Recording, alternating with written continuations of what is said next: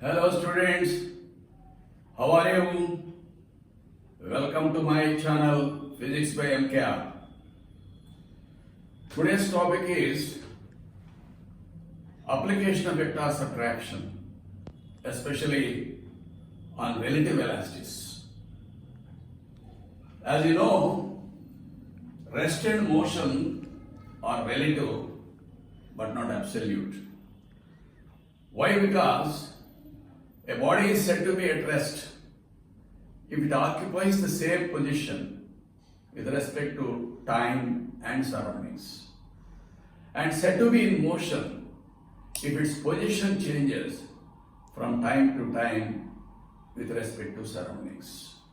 So, suppose if a person A is moving along with B in a bus, A appears to be at rest with respect to B because they are moving the same velocity. Though they are in motion, B feels and A feels both are at rest with respect to each other. But when C observes from outside, they appear to be in motion. So, this is the magic of relative velocity. Similarly, if the students are in classroom sitting, they feel themselves to be at rest with respect to each other.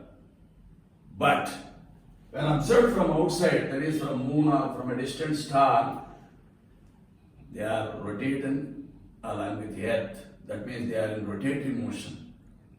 That means with respect to one observer, one person is at rest, and with respect to other observer, he may be in motion.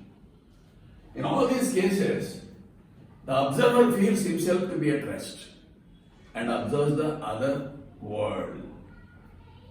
Now, it is difficult to digest, to understand relative motion unless you are a real observer. But relative motion can be clearly understood with the help of vector subtraction. So, to study relative motion using vector subtraction, we must have some conventions. That is, the directional conventions. In horizontal direction, we have four specific directions. East, opposite is west. North, opposite is south. Then, in vectors, there are unit vectors ij, which are mutually perpendicular. And I represents east, minus I represents west, j represents north, and minus j represents south. So let us study some examples. Suppose the two cars A and B are moving towards each other. Here, B is following A. The velocity of A is 60 kmph towards east, and velocity of B is 30 kmph is also towards east with respect to a stationary observer. But the velocity of A with respect to B is nothing but the vector difference of VA and VB. We represent like this. VA is equal to 60 kmph towards east, VB is equal to 30 kmph towards east, and it is 60I and 30I. Now, the relative velocity of A with respect to B is VA bar minus VB bar, that is 60I cap minus 30I cap, which is 30I cap. That means 30 km per hour towards east. That means actual velocity is 60, but relative to B, it is only 30. Similarly, the relative velocity of B with respect to A, which is represented in the vector subtraction as VB bar minus VA bar. Again, it is 30I cap minus 60I cap, which is minus 30I. That means 30 kilometers towards the west. Though B is moving towards east, A feels that B is moving backward. That means towards west. That is about the relative velocity, and both are moving in the same direction. Here, you can easily observe that the magnitude of relative velocities are same. Here it is 30 kmph towards east and 30 kmph towards west. That means the magnitudes are same but directions are opposite. Similarly, in the second example, suppose B is moving towards west and A is moving towards east. In this case, VA is 60I and VB is minus 30I because it is west. Now relative velocity of A with respect to B is 60I cap minus of minus 30, that is 90I. Minus of minus becomes plus here and 90 kmph east. That means B feels that A is moving towards east with a velocity of 90 kmph, though his actual velocity is 60 kmph. Similarly, relative velocity of B with respect to A is minus 90I, that means 90 kmph towards west.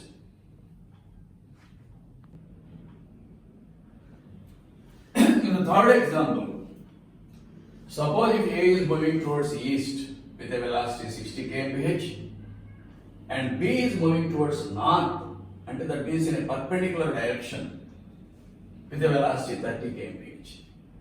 Then A bar is equal to 60I cap and VB bar is equal to 30J cap.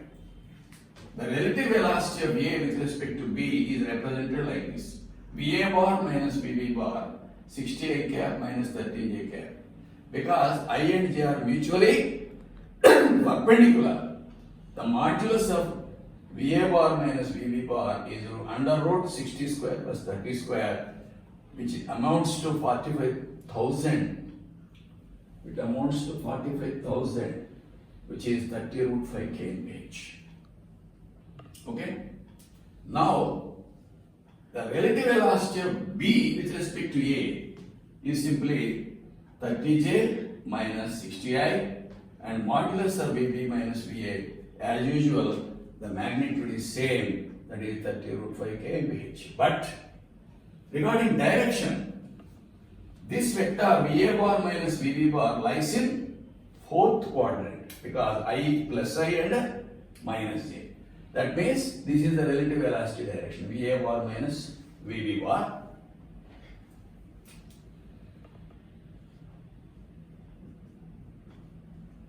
Like this. Now, this makes an angle theta with the east. That's why in measuring this angle we use tan theta. This vertical opposite component is j cap minus j cap and this is I. We take only the magnitude part. That's why tan theta is equal to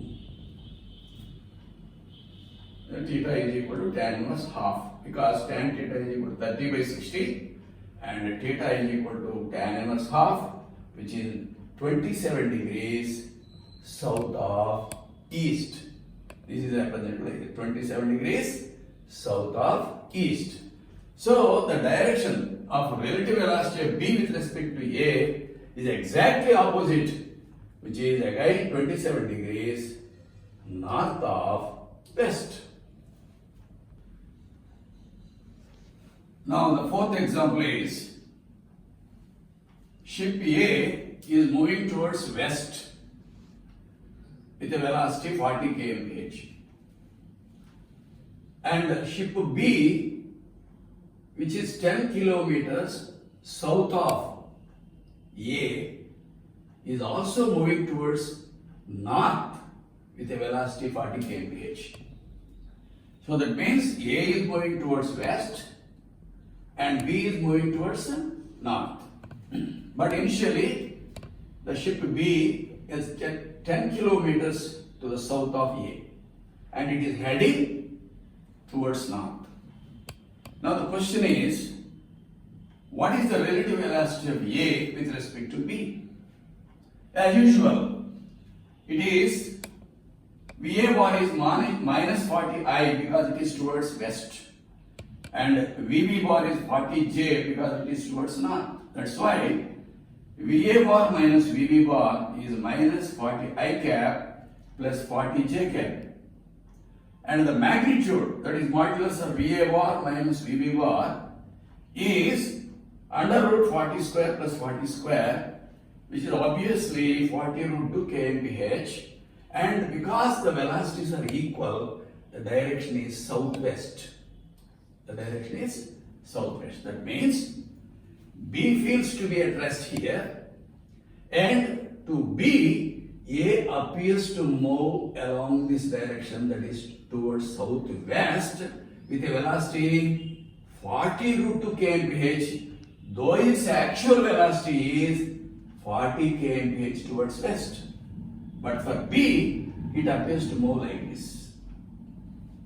Because B appears to be at rest and A appears to be moving along this direction, and this becomes the closest distance of approach. This is perpendicular distance.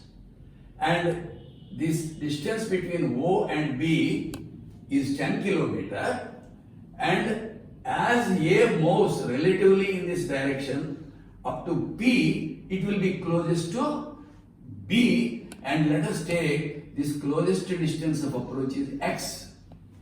Now let us consider this right angle triangle. Here I am representing it separately. So we have to measure this closest distance as P, and we know this OS as 10 kilometers, and this angle is 45 because the direction is southwest, because in between south and west, and that's why we require opposite side, and we know hypotenuse, and we take sine 45 is equal to opposite side by hypotenuse, that is x by 10, and now x is equal to, this is 1, sine 45 is 1 by root 2 as you know, and x is equal to, what is this? 10 by root 2. So 10 by root 2 is equal to 5 root 2 kilometer. That means the closest distance of approach of A relative to B is 5 root 2 kilometers. So this model is very difficult, but with the help of vector subtraction, you can easily understand this type of questions. So thank you for watching. All the best.